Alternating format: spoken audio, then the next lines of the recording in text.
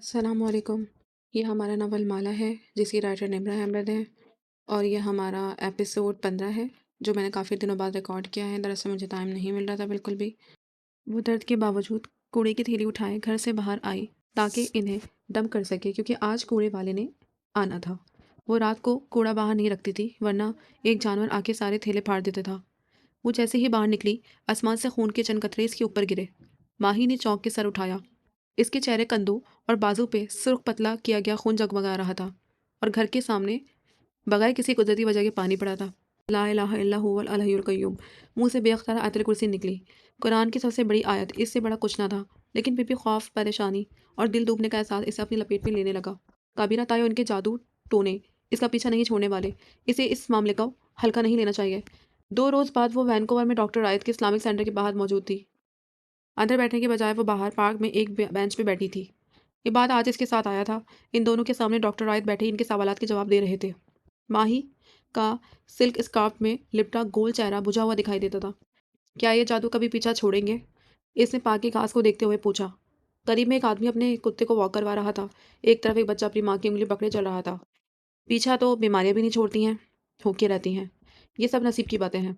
माही ने उलझन से इन्हें देखा। इतना आसान है क्या किसी पे जादू करना? हर इंसान के साथ एक शैतान जिन पैदा होता है जो मौत तक इसके साथ रहता है। वो इस बात को बताने लगे जो पहले से वो जानती थी, लेकिन तहम्मुल से सुनी गई। ये बात इस गुफ्तगू से नाखुश नजर आता था। इसे हमेशा लगता था कि माही इस बारे में कुछ ज़्यादा ही वहम करती है।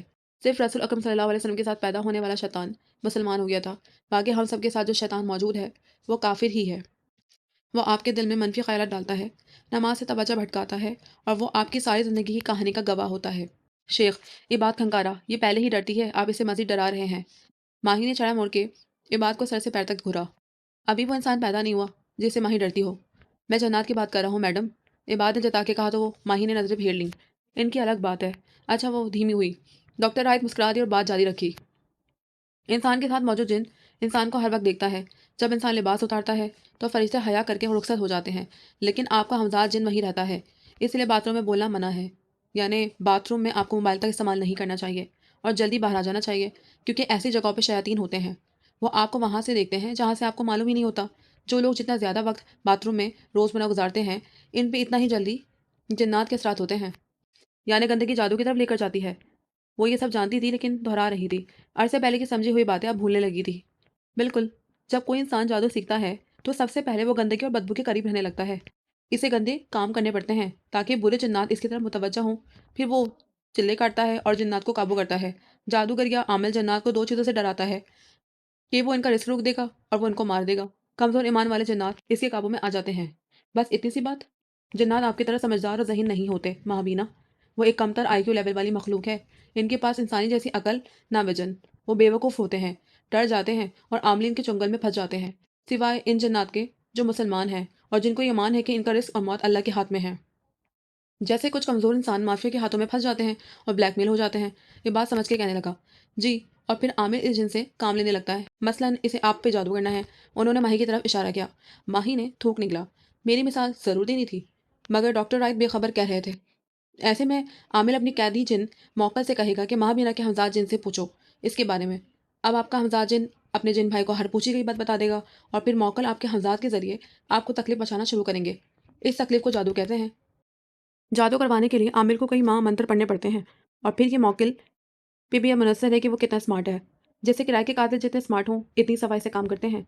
ये बात समझ रहा था। बिल्कुल, मौकिल भी ऐसे ही होते हैं, कुछ बेवकूफ़ होते हैं। आमिर कहे कि फला की बहू बोलती बहुत है, कुछ ऐसा करो कि सास के सामने ज़बान ना चलाए, तो मौकिल इसका एक्सीडेंट करवा के इसे गूंगा कर देते हैं। इन्हें ज़बान ना चलाने का मतलब समझ नहीं आता, लेकिन कुछ बहुत स्मार्ट होते हैं। वो कई 100 बरस से जी रहे होते हैं। इन्हें आमिर एक दफ़ा किसी इंसान के पीछे लगा दे तो भले आमिर का क्लाइंट फीस अदा करना भी छोड़ दे, वो स्मार्ट जिन इस इंसान के पीछे पड़ जाता है और इस पे नए नए तजुर्बे करता है। लेकिन और वो सांस रोके इस लेकिन का इंतजार कर रही थी। आपका मज़ाक आप पे जादू तब कर सकता है जब आप इसको मौका दें। यानी अगर आप रसूल अकरम सल्लल्लाहु अलैहि वसल्लम की बताई गई चंद दुआएं पढ़ लें, जैसे घर से निकलने, घर में दाखिल होने की दुआ, बाथरूम जाने और निकलने की दुआ और मियाँ बीवी की खलवत में पढ़ी जाने वाली दुआ, तो आपके हमज़ात का मुंह बंद हो जाता है, जैसे किसी ने सी दिया हो और वो किसी आमिल या मौक्कल को आपके बारे में कुछ नहीं बता सकता। माही ने गहरी सांस ली। गोया एक भारी सिल सीने से हटी। इस तारिक सुरंग के आखिर में रोशनी की किरण थी। उम्मीद थी। बस इतनी सी चीज़ें हमें जादू से महफूज रख सकती हैं। ये इतनी सी चीज़ें नहीं हैं, ये अहम काम है। घर से निकलना, घर में आना, बाथरूम से निकलना और जाना, मियाँ-बीवी का एक-दूसरे से मिलना। इन अहम कामों को करते वक़्त आपने अल्लाह का नाम लिया, यानी अल्लाह की पनाह तलब कर ली। फ़जर और मगरिब के वक़्त आयतुल कुर्सी पढ़ ली, सुबह की दुआएँ पढ़ लीं, रकिया शरिया रोज़ बाकायदे से पढ़ ली, तो समझे आपने अल्लाह की पनाह तलब कर ली। वो अल्लाह जिसके हाथ में हर जानवर का दिल है, जब इसकी पनाह माँग ली, तो वो पनाह क्यों नहीं देगा? और नज़र बद वो भी तो लग जाती है। इंस्टा पे एक तस्वीर पोस्ट करो तो नज़र लग जाती है। क्या करें?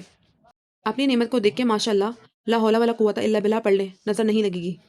मैंने कई दफ़ा माशाअल्लाह पढ़ा है, फिर भी लगी है। वो मिस्र थी, इसे नज़र से हमेशा खौफ आता था। माशाअल्लाह पढ़ने के बावजूद अगर मुसीबत आती है तो जान लें कि वो मुसीबत आपके नसीब में लिख दी गई है।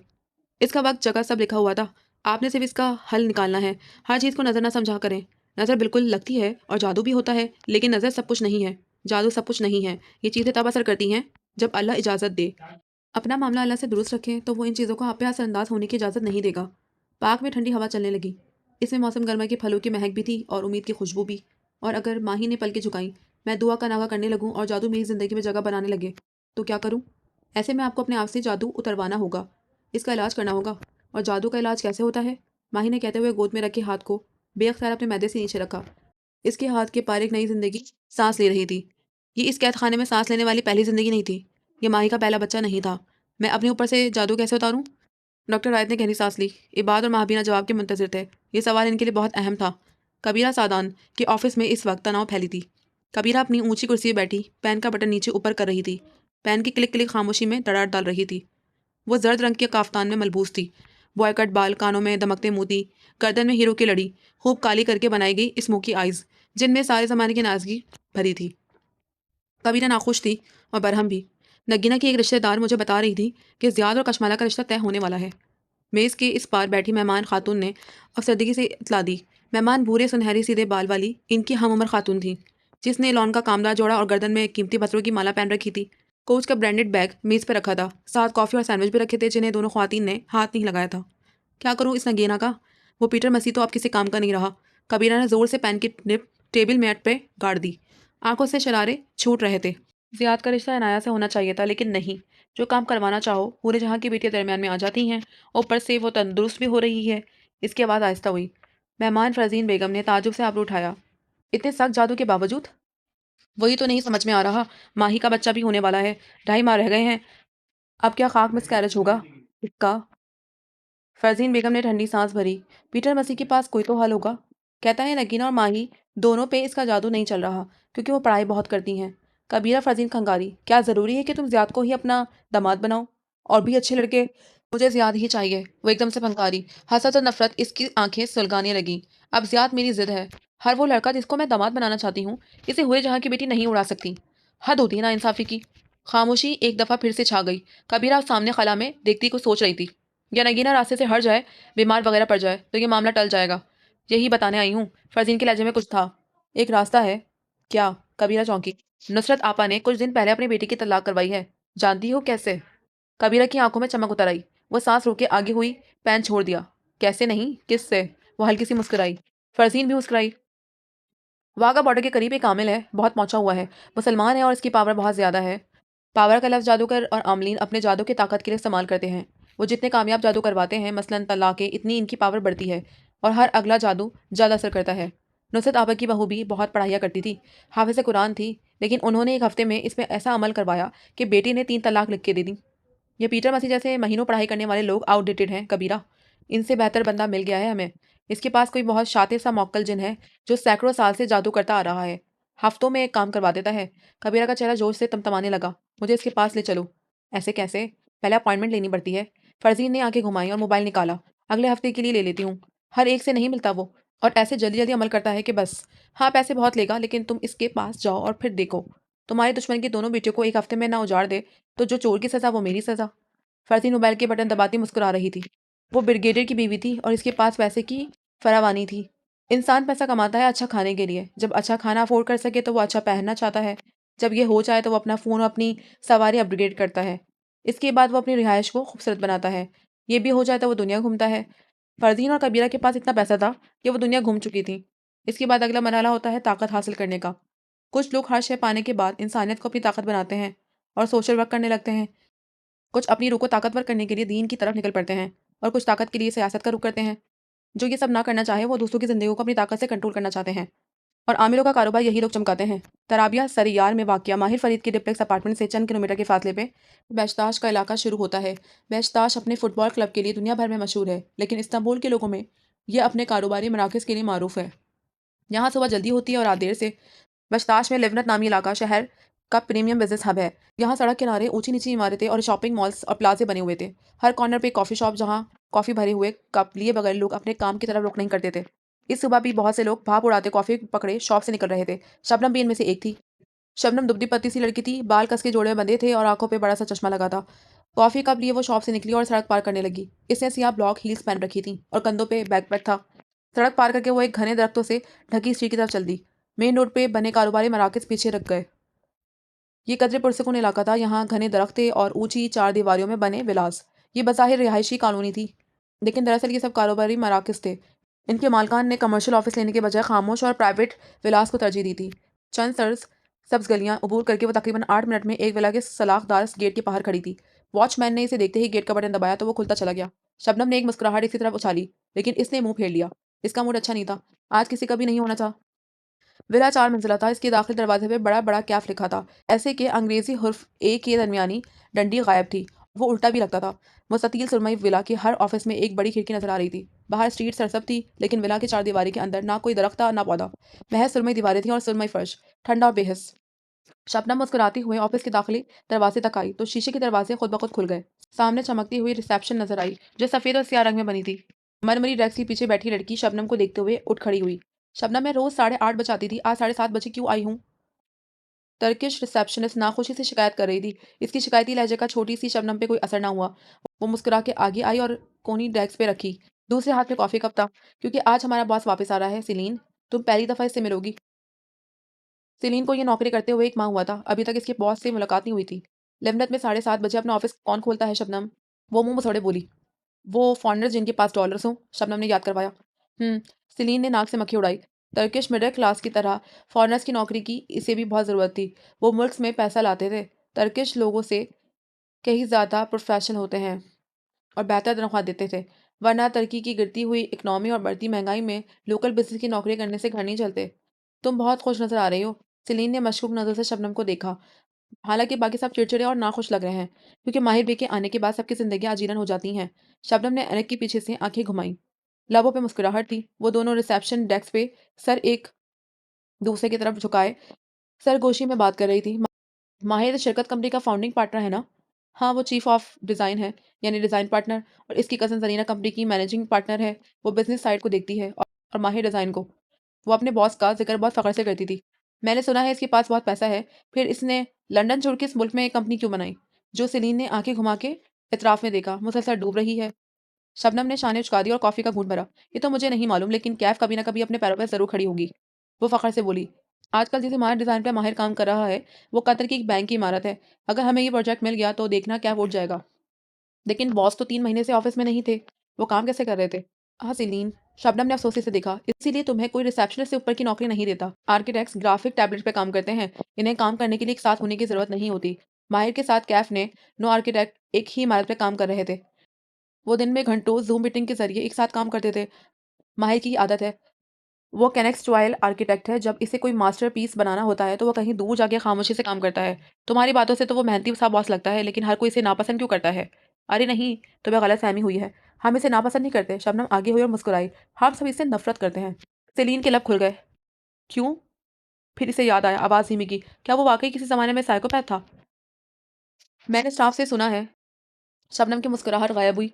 इसने जोर से खाली कप डस्टबिन की तरफ उछाला, फिर आगे झुकी ऐनक की पीछे से सेलिन को घूरा। सेलिन गड़बड़ा गई। मैं मजाक कर रही। हमारा बस साइकोपैथ था नहीं, वो अभी तक साइकोपैथ है। सेलिन की आंखें ताज्जुब से खुल गई। इसे माहिर फरीद की सेक्रेटरी से इन अल्फाज की उम्मीद नहीं थी। शर्म करो शबनम, वो तुम्हारा बॉस है। इसे मालूम हुआ तो तुम इसके बारे में ये कह रही हो तो? इसे पहले से ही मालूम है। शबनम ने मुस्कुरा के कंधे उचकाए। वो बुरा नहीं मानता। माहिर को किसी बात से फर्क नहीं पड़ता, क्योंकि वो इंसान नहीं है, वो एक मशीन है। रोबोट। इसकी कोई ज़िंदगी नहीं है। वो रोबोट की तरह फिक्स टाइम टेबल के साथ ज़िंदगी गुजारता है। डिप्लेक्स अपार्टमेंट के किचन में फैज़ी हानिम 2 केतलियाँ एक दूसरे के ऊपर रखे कहवा तैयार कर रही थी। करीब में एक दरवाज़ा खुला था जिससे माहिर का बेडरूम नजर आ रहा था। सियाह सफेद सा कमरा जिसके सिंगार मेज के सामने वो खड़ा था। शर्ट के कफ खुले थे और टाई गर्दन में मफलर की तरह पड़ी थी। वो आईने में खुद को देखते हुए अपनी छोटी बड़ी शेव देख रहा था। मसलन मैं देखे बगैर बता सकती हूँ वो सुबह फजर के अजान के साथ जागा होगा। इसने ठीक 7 बजे शेव बनाई होगी। माहिर ने बड़ी हुई शेव पे हाथ फेरा, फिर इसे रखने का इरादा करके ड्रेसिंग रूम की तरफ आया। वहाँ इसकी तमाम कपड़े नफासत से आवीज़ा थे। सूट शर्ट सब सियाह सफ़ेद या सुरमे का कोई शेड लिए हुए था। वो सियाह या सफ़ेद के अलावा कोई रंग नहीं पहनता था, ज़्यादा से ज़्यादा सुरमई, क्योंकि आर्किटेक्ट सिर्फ सियाह या सफ़ेद पहनना पसंद करते हैं। ड्रेसिंग रूम में एक तरफ शेल्फ पे जूतों की कई जोड़े रखे थे, दूसरी तरफ कुछ दराज बने थे। इसने एक दराज खोला जिसमें कफलिंग्स सजे थे। तमाम कफलिंग्स पे MF लिखा था। सिर्फ एक जोड़ा ऐसा था जिसपे F लिखा था, कासिम फरीद। इसने मुस्कुरा के इन्हें देखा लेकिन इन्हें छुआ नहीं। अपने MF वाले कफलिंग्स को निकाला और पहनने लगा। इसकी ज़िंदगी में हर चीज़ कैलकुलेटेड होती है। वो घर से निकलने से पहले सिर्फ एक कप टर्किश कहवा पीता है और कॉफ़ी पीने से ऑफिस आने तक माहिर किसी से बात नहीं करता। इसको सुबह सुबह आम इंसानों से बात करके तमन्नाएं खर्च करना बिल्कुल पसंद नहीं। अब वो ऐश ग्रे सूट में मलबूस जेल से बाल सेट किए किचन काउंटर के सामने खड़ा अपनी कॉफ़ी कप उठा रहा था। फैज़ी हानिम खामोशी से दूसरा काम कर रही थी जब फैज़ी हानिम कप से घूंट पड़ते हुए फ़ोन पे सरसरी निगाह दौड़ाते हुए माहिर ने पुकारा। वह तहरीर से पलटी।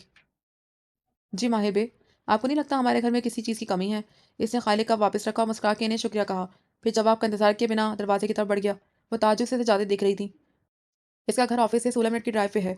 वो ठीक 7:35 पे घर से निकलता है। ड्राइवर अदिल इसकी कार में बैठने से पहले ही कार का टेम्परेचर सेट रखता है, 1 डिग्री भी ऊपर नीचे नहीं। अपार्टमेंट बिल्डिंग के सियाह सलाखदार गेट के साथ एक सियाह कार तैयार खड़ी थी। इसे देखते ही सूट में मलबूस ड्राइवर अर्दल ने पीछे सीट का दरवाजा खोला। वो मोबाइल पे सर झुकाए अंदर बैठा। वो ऑफिस के रास्ते में कहीं नहीं रुकता, एक लम्हे के लिए भी नहीं। दरमियानी रास्ते में वो मखसूस पॉडकास्ट और फाइनेंशियल टाइम्स, ब्लूमबर्ग और स्काई न्यूज़ की 6 सुर्खियां देख लेता। इसको सुबह सुबह तमाम स्टॉक रेट्स और कीमतें मालूम होती। वो एक मिनट भी ज़ाया नहीं करता था। माहिर की सियाह कार तरबिया से लबनत की तरफ सफ़र कर रही थी। कार में एक पॉडकास्ट गूंज रही थी। वो पिछली सीट पे बैठा फ़ोन स्क्रीन स्क्रॉल करता आज के रेट्स देख रहा था। नंबर्स ही नंबर्स। इर्दिल, कार रोको। दफत ने इसे पुकारा तो इर्दल ने ताज्जुब से इसे बैक व्यू मिरर में देखा, फिर कार रोक दी। सामने फूलों और पौधों की दुकान थी। चूंकि वो दरिया में कहीं नहीं रुकता, इसे 7:51 पे वो यहाँ होगा। रिसेप्शन पे खड़ी शबनम ने घड़ी देखी और मुस्कुरा के दरवाजे को देखा। वो बस आने ही वाला था। फिर वो सेलीन को मज़ीद मालूमात देते हुए कहने लगी, माहिर बे को ऑफिस में कोई फालतू चीज़ पसंद नहीं, इसलिए ऑफिस में कोई फूल या पौधा नहीं है, क्योंकि इनका ख्याल रखने के लिए माली रखने पड़ते हैं और माहिर पैसा और वक्त इन चीज़ों पर ज़ाया नहीं करता जिनमें से कोई मफाद नजर ना आए। कहा था ना मेरा बॉस इंसान नहीं मशीन है। सेलीन ने चिच कहते हुए अपने कान के लौ को छुआ। शबनम अब बार बार घड़ी देख रही थी। 7:52 हो चुके थे और माहिर नहीं आया था। पहली दफ़ा इसे बेचैनी हुई। कभी वो 5 मिनट जल्दी आ जाता था लेकिन देर नहीं। 8:05 पे शीशे के दरवाजे खुले और बिलाखिर इसे नजर आया। शबनम का चेहरा खिल उठा। सूट में मलबूस माहिर संजीदा चेहरे के साथ अंदर आ रहा था। शबनम को देख के मुस्कुराया और एक नज़र इसके लिबास को देखा। ये कलर तुम्हें बिल्कुल अच्छा नहीं लगता शबनम। शुक्रिया माहिर भी, मैं सैलरी मिलते ही ऐसे 3 वज़ी ड्रेस लूंगी। वो भी मुस्कुरा के बोली। फिर इसकी मुस्कुराहट गायब हुई। माहिर के पीछे आते अर्दल ने एक शह शबनम के हाथों में थमाई। वो एल पौधा था, सफ़ेद गमले में लगा नन्हा सा कैक्टस, डेस्क प्लांट। इसने नासमझी से अर्दल को देखा जो ला इल्मी से शान उचका के पीछे हो गया। इसका क्या करना है माहिर बे? शबनम ने बखौर माहिर को देखा और इसके चंद दिन की बड़ी शेव को भी। ये मेरे ऑफिस में जाएगा, तहकुम से कह के इसने नज़र फेरी। रिसेप्शनिस्ट के गैर शनासा चेहरे को देख के रुका। तुम यकीनन वेलियन हो? नई रिसेप्शनिस्ट? माहिर चंद कदम आगे आया और रिसेप्शनिस्ट डेस्क के सामने रुका। बखौर सर से पैर तक सेलीन को देखा। वो कदरे कंफ्यूज नजर आती थी। खुश आमदीद माहिर बे। सेलीन हानिम, रिसेप्शन की बुनियाद ड्यूटी क्या होती है? वो कुछ कहने लगी लेकिन वो कह रहा था। मुस्कुराना से मुस्कुराना। रिसेप्शनिस्ट वो पहला इंसान होती है जिसे हम सुबह देखते हैं, इसलिए इसकी मुस्कुरा के वर्कर्स को खुश आमदीद कहने से दिन का आगाज बेहतर होता है। सेलीन ने चेहरे पे मसनूई मुस्कुराहट तारी कर ली। जी माहिर बे, मैं छोटी छोटी बातों पे जॉब से नहीं निकालता। नागा काम में सुस्ती भी नज़रअंदाज करता हूँ, लेकिन एक चीज़ मैं बर्दाश्त नहीं करता। सेलीन सांस रोक के सुन रही थी। जूते, बुरे जूते। माहिर फरीद की मुस्कुराहट गायब हो चुकी थी और अब वो नापसंदगी से सेलीन के जूतों को देख रहा था। मैंने गड़बड़ा के अपने पैरों में मौजूद स्टाइलो देखे। मेरे ऑफिस में कोई इतने गैर आरामदेह जूते पहन के नहीं आता। अगर तुम दोबारा मुझे इन जूतों में नजर आई तो दरवाज़ा इस तरफ है, सख्ती से कहा और लिफ्ट की तरफ बढ़ गया। आम हालात में शर्म मुस्कुराती, लेकिन फिलहाल हाथ में पकड़े नन्हे से पौधे ने इसे लाजवाब कर दिया था। ये क्या हो गया था माहिर को? वो माहिर के पीछे भागी लेकिन उसका इंतजार किए बगैर ऊपर जा चुका था। वो सीढ़ियों की तरफ लपकी और वो जब हाँफती हुई बलाई मंजिल पे पहुंची तो वो पहले से मेन हॉल में खड़ा था। वहाँ स्टाफ के कैबिन बने थे। वो एक कैबिन के साथ रुका हुआ था और झुक के काम करती लड़की के ग्राफिक टैबलेट को देख रहा था। लड़की ने अपना काम दिखाते हुए इश्तियाक से पूछा, कैसा है सर? बहुत बुरा। डिलीट करके दोबारा बनाओ, आम से अंदाज में कह के वो सीधा हुआ और आगे बढ़ गया। लड़की की मुस्कुराहट गायब हुई, गुस्से से मुट्ठी भींची। सर, आप मेरी हौसला अफजाई भी कर सकते थे। इसने पीछे से पुकारा। माहिर फरीद से कैफ में कोई भी कुछ कह सकता था। वो जाते जाते पलटा और इसी ठंडे अंदाज में लड़की को देखा। कर सकता था अगर मैं तुम्हारी माँ होता, लेकिन मैं तुम्हारा बॉस हूँ। मुझे बेहतरीन काम चाहिए, वरना दरवाज़ा, उंगली से इशारा किया, इस तरफ है, और आगे बढ़ गया। माहिर जब दरवाजे का लफ्ज़ मुंह से निकालता था तो इतराफ में मौजूदा वर्कर्स सर झुकाए बिना आवाज़ के इस तरफ खुद ही कह देते थे। शबनम पौधा लिए तेजी से इसके पीछे गई और वो अपने ऑफिस के दरवाजे पे अपना फिंगरप्रिंट लगा रहा था। दरवाज़ा खुला और वो दोनों साथ साथ अंदर आए। वो एक नफासत से सजा ऑफिस था। इसमें कोई रंग ना था सिवाय सियाह और सफ़ेद के। दीवारों पे अरबी कोरियोग्राफीज आवेजा थी। कुर्सियों के पुश पे कैफ का लफ्ज़ कुंदा था। एक दीवार गिर खड़ी थी जिससे कैफ की सुरमई चार दीवारी नजर आती थी। दूसरी तरफ कंसोल टेबल रखी थी जिस पे कतार में छोटी बड़ी सेंटेड कैंडल्स सजी थी। इस पौधे को कहाँ रखूं माहिर बे? मगर माहिर ने जवाब नहीं दिया। वो सीधा कैंडल्स वाली टेबल तक गया, इसका दराज खोला। वहाँ दो लाइटर्स रखे थे। माहिर ने जैसे तीसरा लाइटर निकाला और शबनम को दिखाया। ये लाइटर मैं यहाँ रख के गया था शबनम, लेकिन किसी ने इसे निकाल के इसे थूक निकला, किसी औरत के पर्स में डाल दिया था। मुझे ये इसी औरत से मिला है और मैं इसे वापस ले आया हूँ। सवाल ये है कि मेरे ऑफिस में मेरी गैर मौजूदगी में कौन आया था? ये सवाल आप मुझसे पहले भी कर चुके हैं। मैंने सीसीटीवी भी चेक किया था। आपके ऑफिस के अंदर कैमरे नहीं है, इसलिए कुछ नहीं कह सकते। सफाई मैं अपने सामने करवाती हूँ। दरवाज़ा से मेरे और आपके फिंगरप्रिंट से खुलता है। मुझे नहीं मालूम ये कैसे हुआ। शबनम ने संजीदगी से कहते हुए पौधा खिड़की में रख दिया। माहिर अब खामोशी से कैंडल जला रहा था। शबनम ने गौर से कैंडल का नाम पढ़ा। वाटर लिली, पानी का एक फूल। इसकी खुशबू में वनीला और हाइसनेस फूल का मामूली सा ट्रेस भी था। वो माहिर के मूड को इसकी जलाई गई मोमबत्ती से पहचान लेती थी। वो पानी के फूल की मोमबत्ती तब जलाता था जब इसे काम करना होता था। माहिर को पानी देखते हुए काम करना पसंद था, लेकिन इनका ये स्टूडियो ऑफिस पानी से काफ़ी दूर था। ऐसे में पानी के फूल की खुशबू काफ़ी थी। 9 बजे हम मॉडल मेकर के साथ बैठेंगे और 9:40 पे प्रोजेक्ट टीम के साथ। वो कोड उतार के स्टैंड पे लटकाए हुए हिदायत दे रहा था और शबनम अपने टैब पे नोट कर रही थी। मुझे 9:40 पे कॉन्फ्रेंस रूम में तमाम ड्राइंग्स चाहिए, floor plan, side plan, session, elevation, सब कुछ। मॉडल को थोड़ा सा इंप्रूव करना है। शबनम ने उसे चौंक के देखा। 2 दिन बाद प्रेजेंटेशन थी और वो आज कह रहा था कि इसे रेंडरिंग इमारत की एक किस्म का 3D मॉडल में बेहतरी लानी है। मॉडल तो मुकम्मल हो चुका था। फिर क्या माहिर अपने डिज़ाइन के बारे में शक व शबात के शिकार था?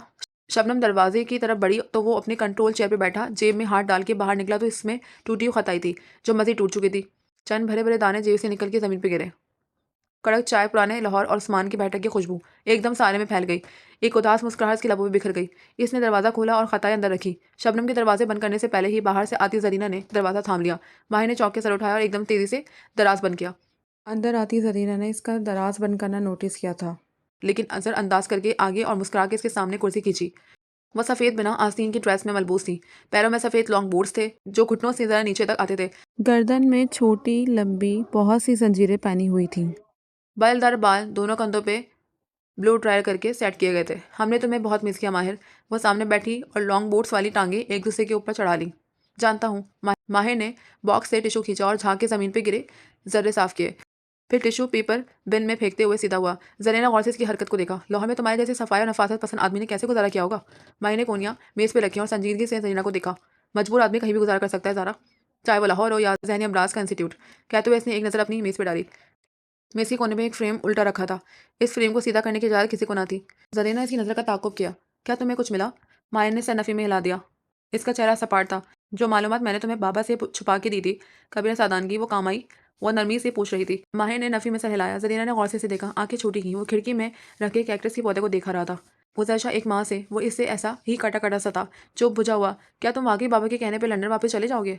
मैंने इनसे वादा किया है सारा, और मैं अपनी ज़ुबान से नहीं पढ़ता। वो इसकी तरफ देखे बिना सिस्टम ऑन कर रहा था। कुछ था माहिर फरीद में जो बदल गया था। क्या ये इसकी बड़ी शेफ थी या इसने गर्दन घुमाई? खिड़की में रखा पौधा था। तुम्हें पौधों का शौक कहाँ से हुआ? ज़ारा, मुझे 9 बजे की मीटिंग से पहले कुछ PIs देखने हैं प्लीज़। दरवाजे की तरफ इशारा किया। श्योर, तुम काम करो। जरीना ने मसनूई मुस्कुराहट चेहरे पे सजा ली और उठ खड़ी हुई। जाते जाते इसने एक नज़र इसकी दराज पे ज़रूर डाली थी। वो जानती थी माहिर लाहौर क्यों गया था।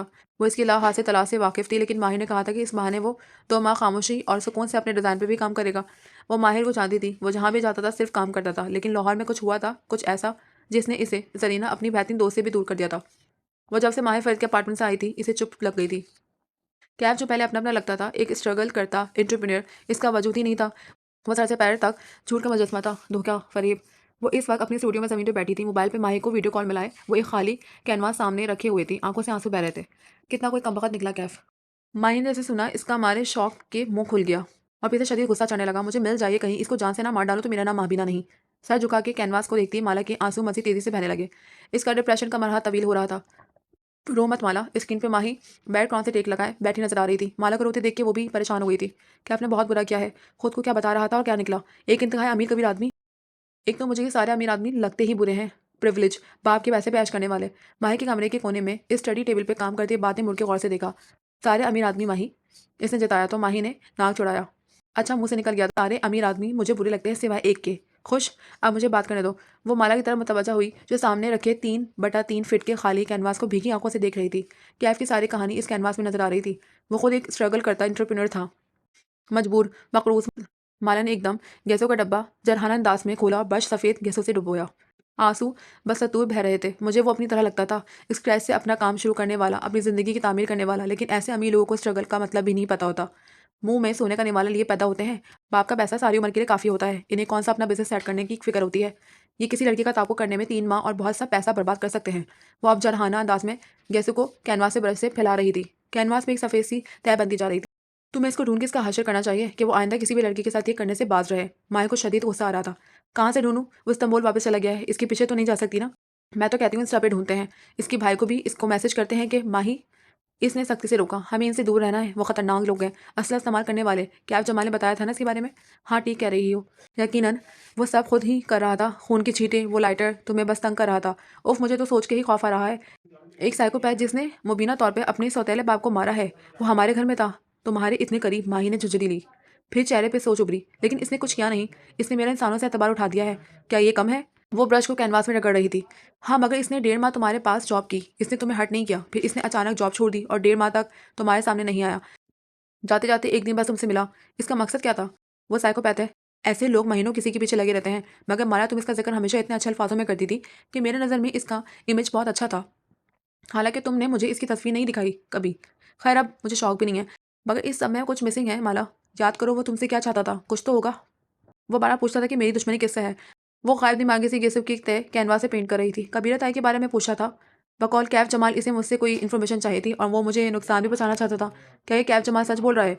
हो ही नहीं सकता। इसने पैसे ना लिए हों। माया का असली मशकूक लहजा ओत कर गया। माला ने हाथ रोक के चेहरा उठाया। इसकी आंखों में बरहमी थी। मुझे माहिर फरीद के मुकाबले में किसी पे एतबार करना पड़े तो मैं कर लूंगी। माला, अब तुम मंतक के खिलाफ जा रही हो। तुम लोगों को ब्लैक एंड व्हाइट देखती हो, या अच्छे या बहुत बुरे। मुझे लगता है अपने गुस्से में तुम इस सारी कहानी में कुछ मिस कर रही हो। माला ने जोर से ब्रश जमीन पे रखा। सफेद छींटे उड़ के इसके कपड़ों पे और चेहरे पे जा गिरे। मेरे साथ इसने इतना गलत किया और तुम मुझे इल्जाम दे रही हो? मैं सिर्फ इतना कह रही हूँ कि जिस आदमी का जिक्र तुम इतने अच्छे अल्फाजों में करती थी, ये कैसे हो सकता है कि इसमें इतनी बुराइयां हो और हमें शक भी ना हुआ हो। यू नो व्हाट माही, तुम्हारा हमेशा से यही मसला रहा है। तुम्हें हर एक से ज्यादा अक्लमंद बनने का शौक है। माही सब जानती है। माही के अंदाजे कभी गलत नहीं होते। वो गुस्से से कह रही थी। तुम सिर्फ मुझे गलत साबित करने के लिए बात को दूसरे एंगल से देख रही हो। इस आदमी ने मुझे इतना बड़ा धोखा दिया और तुम चाहती हो मैं इस आदमी से नफरत भी ना करूं? माही भी इतनी पठान थी जितनी माला। इसकी भी तेवरी चढ़ गई। तुमने माला कभी जिंदगी में मेरा मशवरा माना हो तो फिर बात करो। मैंने जहीर के बारे में क्या कहा था याद करो। तुमसे बात करना ही फजूल है। हाँ, तुम रहो अपनी दुनिया में। दोनों तरफ से गुस्से से फोन एक साथ बंद हुआ। माला ने तेजी से ब्रश को गैसों पे डुबोया और बार बार कैनवास पे रगड़ने लगी जैसे आज सारा डब्बा खत्म कर देगी। गुस्से से इसका चेहरा तिमतमा रहा था। अपने बेडरूम में मौजूद माही ने भी इतने ही गुस्से से झंझलाहट से फोन रखा। समझती क्या है माला अपने आप को? अब वो कर रही थी। स्टडी टेबल पे काम करते ही बाद ने गर्दन मोड़ के इसे देखा। माही, तुम नरमी से भी बात कर सकती थी। माला पहले ही परेशान है। इसके साथ इतना बड़ा धोखा हुआ है। इसको चाहिए कि वो पुलिस कॉल करे। कोई जरूरत नहीं है इसको मशवरा देने की। वो हमेशा अपनी मर्जी करती है। अब मैं इससे कभी बात नहीं करूंगी। कभी भी नहीं। हर नाराज बहन की तरह मुस्तकबिल की प्लानिंग कर रही थी। इबाद ने ऐनक के पीछे से अफसोस से देखा। जब तुम्हारी मुझसे लड़ाई होती है तब भी तुम यही प्लानिंग करती हो? नहीं, तुम्हारे लिए तो मैं जहर भी खरीद के लेकर आ जाती हूँ। वो जल के बोली तो ये बात ठीक ठीक कह के समझते हुए वापस काम की तरफ मुतवज्जा हो गया। कैनवास का सफेदी से ढकने के बाद माला ने थक के ब्रश रख दिया और गीली आंखों से इसे देखने लगी। तभी मैसेज टोन बजी। इसने तेजी से मोबाइल उठाया। शायद माही का मैसेज हो और वो सॉरी कह रही हो। लेकिन वहां जियाद का मैसेज जगमगा रहा था। क्या हम बात कर सकते हैं? इसकी उंगलियां मकाने के अंदाज में टाइप करने लगी। आज मेरी तबीयत ठीक नहीं है, कल बात करेंगे। अपना ख्याल रखा करें, आप बहुत अहम हैं। आंसू फिर से बहने लगे। वो किसी फरीबी की बातों में आके ज़ियाद को गलत समझने लगी थी। हाँ, ज़ियाद तल्ख़ हक़ाइक़ बयान कर देता था, लेकिन वो सच बोलता था। जो था वो वही दिखाता था। कम से कम ज़ियाद सुल्तान सच्चा तो था। वो माहिर फ़रीद की तरह घुमा के सवाल नहीं करता था।